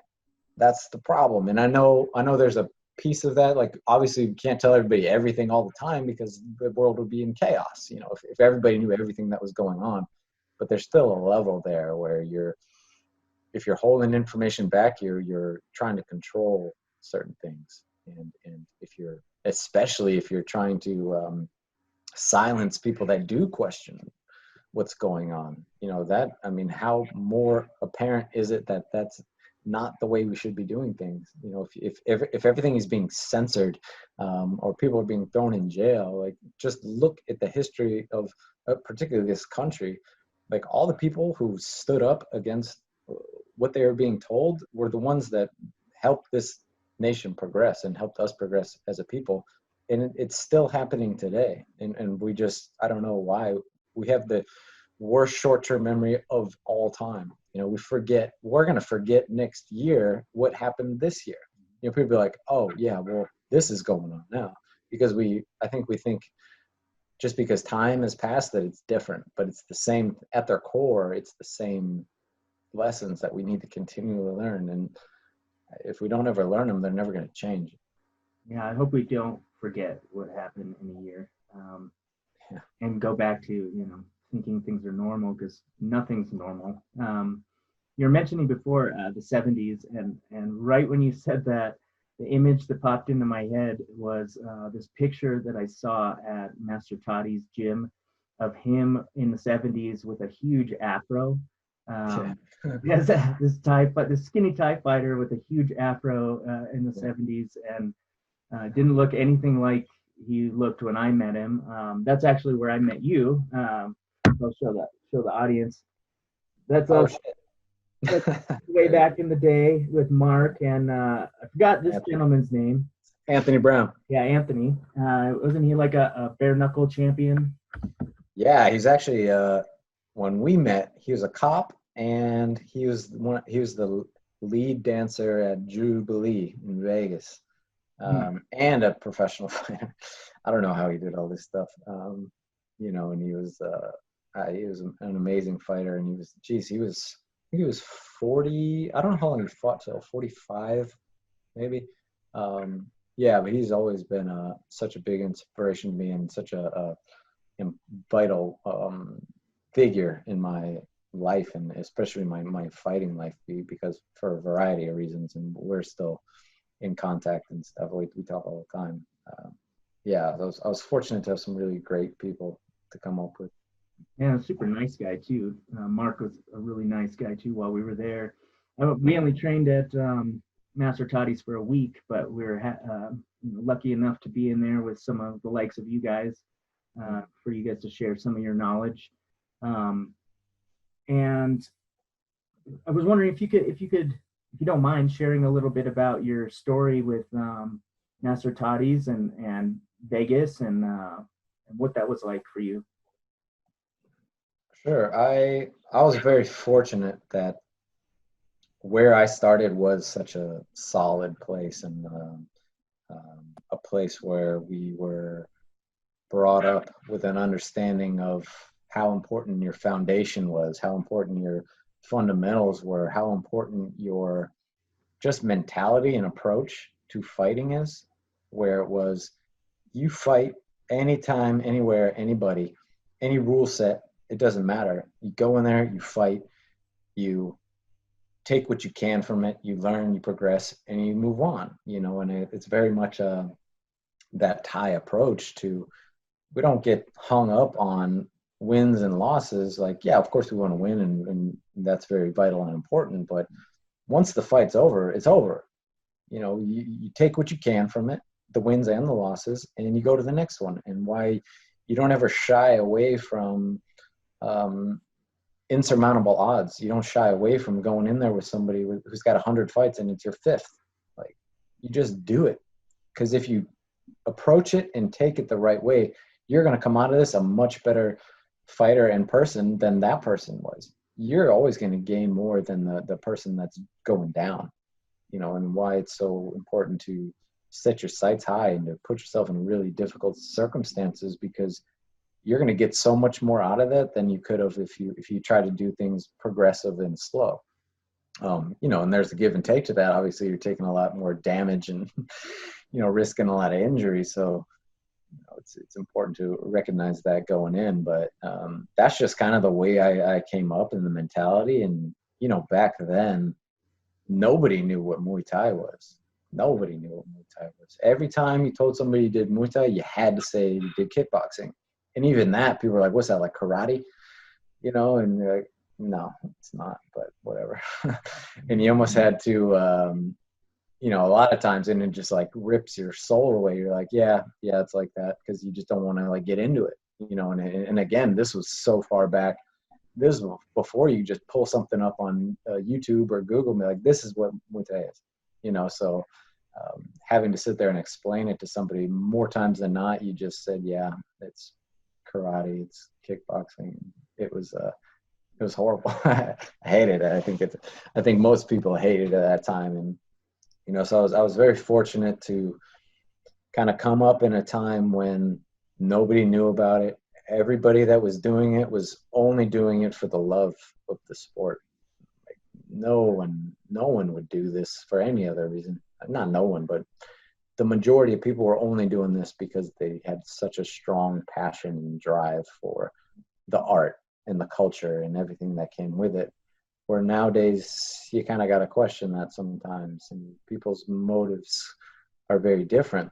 It's not as pure as it used to be, which comes with things gaining popularity and growth. And there's good and a bad to that. I always have this internal debate of whether or not I want to see the sport grow to that extent, because of course I want to see more people do it and love it and learn about this thing that literally saved my life. And of course I want to see the fighting aspect of it grow, so people can maybe make a little bit of money with it, instead of paying to fight like most of us do.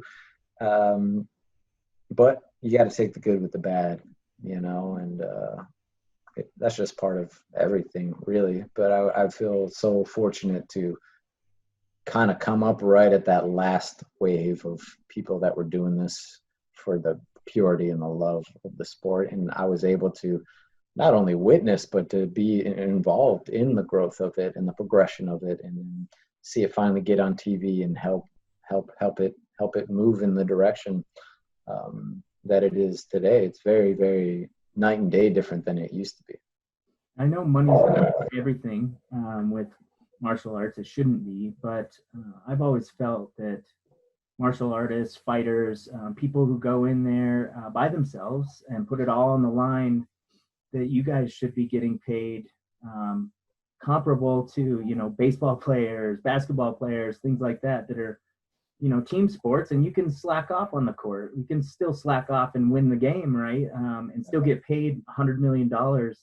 But as a fighter, that's one aspect that hasn't really caught up in our culture, is paying people for their effort, for the struggle, as opposed to paying people based on ratings or something like that.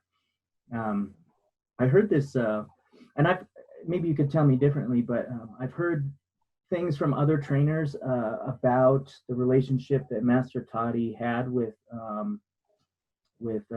traditional trainers in Thailand, and that those relationships were kind of rocky or something. I heard something like similar to, Bruce Lee's story, where he comes over here and starts teaching foreigners, and then the original artists are upset about that. I heard something similar with Master Toddy coming to Vegas and teaching traditional Thai style. But when I learned under him, I found that his style was so much more effective than the American Muay Thai trainers that I've trained under. And he didn't even speak very good English. He just walks around with that plastic baseball bat and whacks you with it, right? But it's a great learning tool. I'm wondering, like, what was going on between that? Did you hear anything about that? Well, yeah, I mean, it's really just kind of the same kind of perspective with a lot of things, with those like ancient cultures that don't want to teach them to other people. So I'm sure there was a level of that. There was also, I think, a huge level, particularly kind of towards the end of the gym in Vegas and stuff, was over the years he became much more motivated by exposure and money, and which it's tough not to, especially when you spend your whole life not having those things. It's difficult not to get caught up in the wave of that. So unfortunately, I mean, that's kind of what destroyed the gym, and what ended up being kind of the undoing of everything was that loss of focus on your foundation and kind of what got you to where you were to begin with, and instead of taking that and into the future with these new elements, you just almost separated the two, and it became just about the show, just about the TV, just about what it looks like, and lost complete sight of really developing fighters, like real fighters, not show fighters, not YouTube fighters. But that's kind of also been the progression in humanity. Really, we're so focused on, again, the outward, what it appears to be, as opposed to what it really is at its core. So it was a transitional thing. When I started, it was very much all about the fighters and all about the core and all about the foundation and the history and everything. Even though, yeah, he's clearly doing things his own way, and he's a very unique and charismatic person, and he just has that, he's naturally kind of drawn to the spotlight and to all of these things, even if they started out as a very genuine, doing things for the good of everybody. I feel like he got lost, like we all do. If we don't have somebody that kind of keeps you in check. That's why it's so important to have people around you that keep you pushing, but keep you in the I don't want to say reality, because that's stupid, but you know what I mean. Like keep you in a more balanced place, and you don't lose sight of what's important. And unfortunately, he did, and that ended up being the undoing of the gym, and why all the fighters left, why all the trainers left, and why the gym ultimately ended up closing down. So it's really tragic, because I just think about how much he could have done here. And I mean, he really was one of the only people that was really teaching what you need to know, not this kind of diluted version of what it is today in most places, so like most things, you got to take the good with the bad. And unfortunately, he just kind of was steering his boat in the wrong direction and didn't have anybody helping him point it the other way, or keeping it going straight. And yeah, it's horrible. It's tragic. It's unfortunate, and I wish it wasn't that way, but it's kind of just how things turned out. Yeah. I can just say that I'm really grateful to have had the very limited time that I had around him and to learn from him. I still have notes that I took that week in my notebook that I still refer back to for proper punching and kicking technique. And I try and pass some of those lessons on to some of my students too, here in Colorado. Another thing, and correct me if I'm wrong, that might have come out of Master Toddy's, and was this the place? I mean, one of my favorite fighters coming up in the early days was Gina Carano. Was that a place? Was that the place that you guys met? Was that Matt Patati's? No. No, we met. We met May 29th, 2001 in Vegas, and then I started training January 2003. So we'd known each other and been dating for a year and a half before I even started. And then so I started, and she started, I can't remember if it was 3 or 6 months after me. And she just wanted to have something to get in shape and be active, and to be physical. It was never with the intention to fight or anything like that. That just kind of happened. She so naturally good from day one. They were like, well, why don't you fight? You want to fight? And she's like, all right, yeah, I'll go do that. And then it kind of just happened that way, But yeah, we'd known each other and been dating for a year and a half or close to 2 years prior to that. So she was kind of in the same situation I was in a lot of ways, that same just partying lifestyle, no real direction. I took it to a different extreme, but really we're all in the same boat, more or less. Yeah, so you guys kind of came up in the martial arts world together then. That must have been pretty cool as a couple to come up like that. It was, it had its own trials and tribulations and everything that kind of came with it. It was I'm very grateful to have been a part of like the progression in the sport and, just this time in humanity and, we look back on so many different eras and, there's all these pivotal moments that happen. And, I think this was one of them, particularly just in the fighting realm of things, but to see the change for where it was, where it is now, fighting in general, of course, with MMA and boxing and everything, just to see how things have changed and progressed and gotten better, and some things have gotten worse, and very much a pivotal era that we're in right now. And over the last 20 years, it's been really interesting, to say the least. Yeah, it's going to be an interesting 20 years to come for sure. Yeah, for sure. Yeah. So to end on kind of on a light note, I got to ask you about your neck tattoo, because I want to get one eventually. Which one? I got 5. Well, that's something that I promised myself. I got sleeves and my back is covered and all that stuff, but I'm leaving my hands and my neck until after I get my final degree. It's kind of a barrier still, unfortunately. Mm-hmm. That's lessening to getting a job. Yeah. But as soon as I got that PhD in hand, I am getting my neck and hands done. So I just wanted to know, like, what's that experience like for you, not only getting the tattoo on the neck area, but how people look at you, how people treat you based off of, even if you're all covered up, you still got this exposed.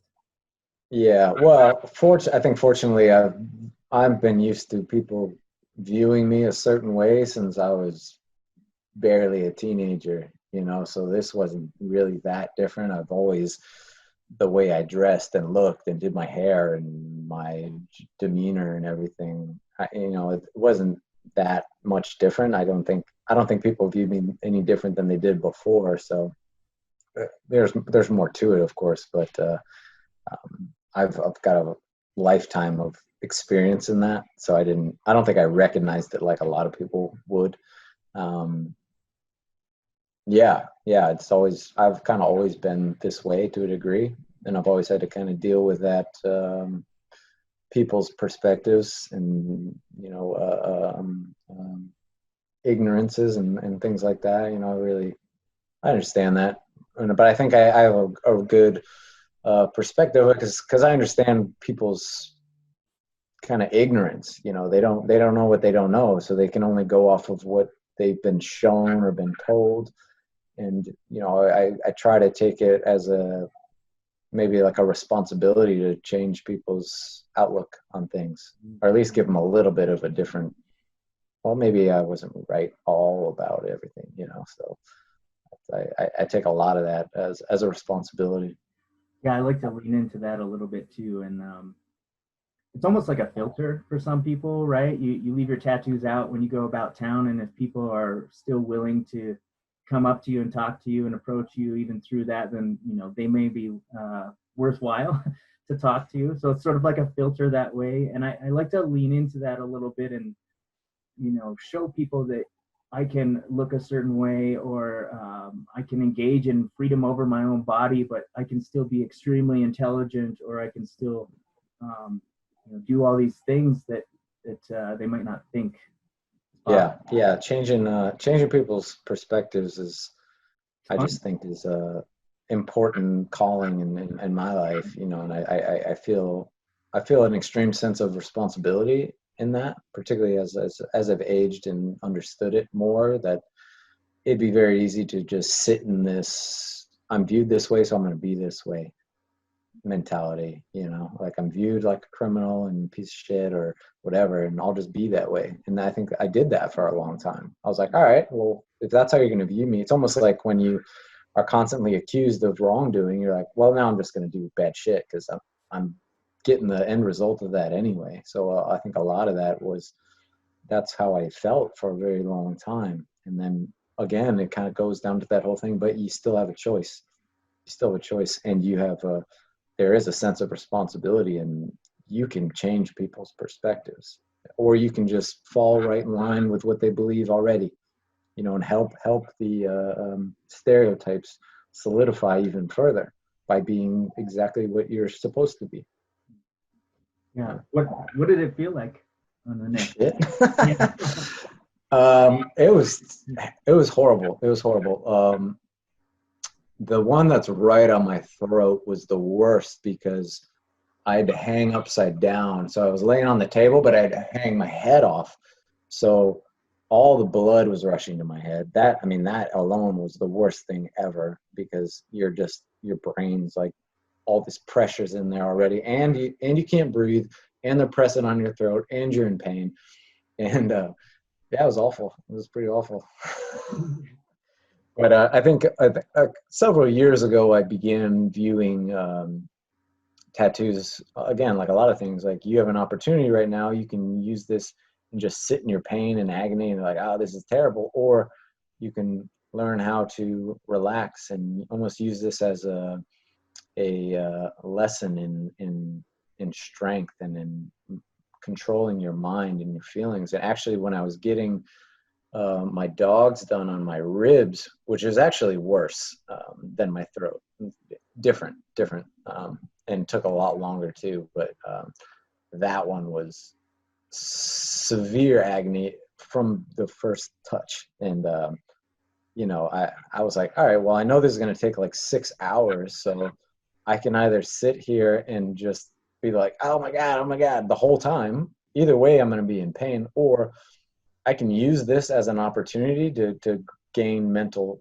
and physical strength. And I almost used it as a meditation thing. And I'm like, well, what if we can just get to a point of just relaxing? And yeah, it still hurts, but I'm not letting it physically affect me like it did. And I kind of got into this place where I really balanced everything out and zoned out so much that I almost fell asleep because of it. And I was like, whoa, like that's crazy, you know. And like that just opened up this window into these opportunities that we have to gain strength and understanding of moments. And just because you're in extreme agony in the moment, like take a step back and breathing through pain. And you know, you can almost make it I don't want to say a pleasurable experience, but a better experience.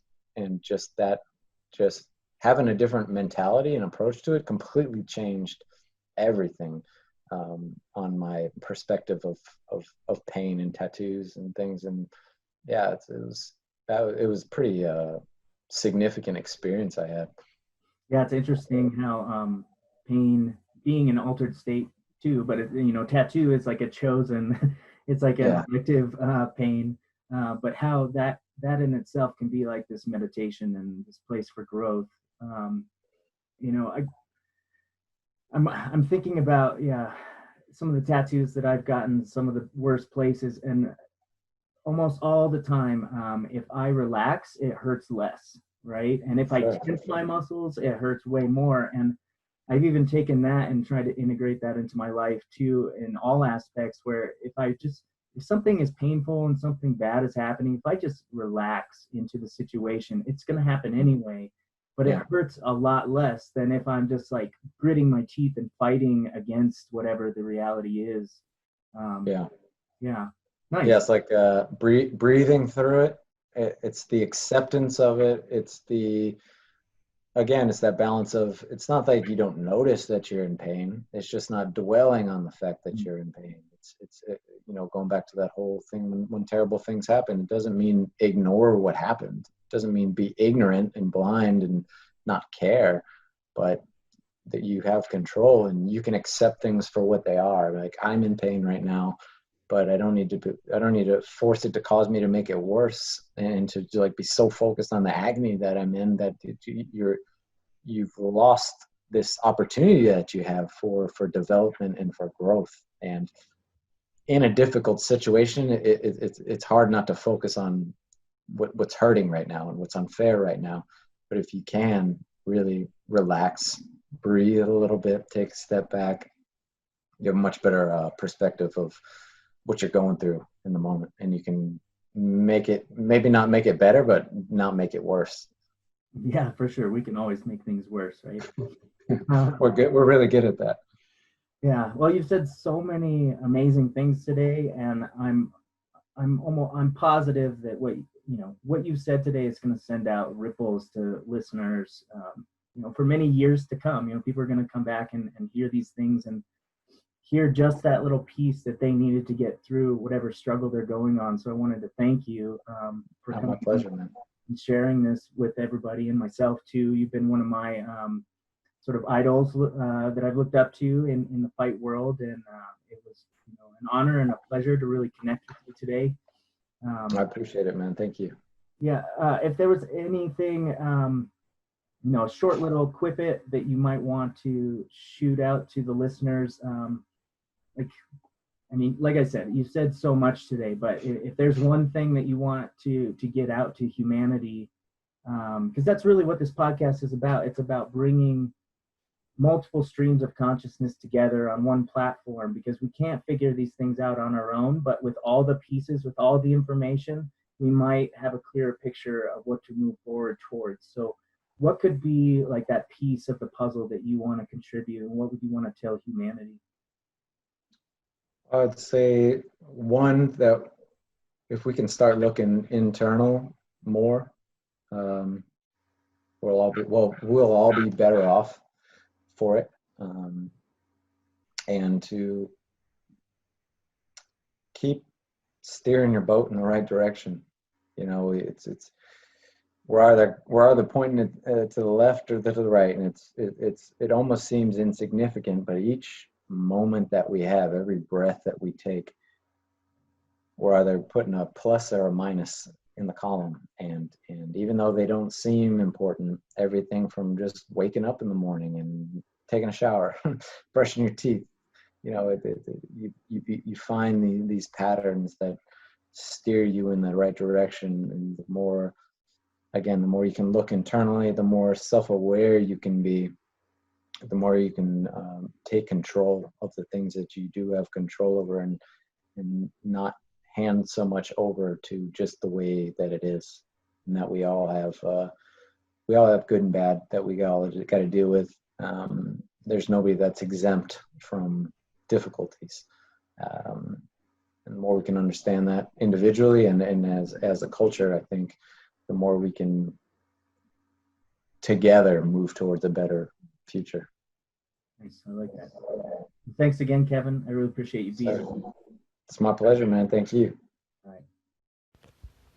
The Conversations with the Mind podcast is sponsored by mindops.com. You can find us at www.mind-ops.com. We're an eclectic counseling company providing mental health and mental performance services to individuals, small and large groups, teams, businesses, military, through face-to-face sessions or at a distance using phone or confidential video chat apps. We bring a unique Buddhist Western lens and specialize in general psychotherapy for all mental difficulties, sport and performance psychology for performance enhancement, addiction counseling for any maladaptive or destructive habits, and psychedelic integration therapy to make the most from your visionary medicine work. We are available as well for corporate workshops to address the needs of your employees' wellness.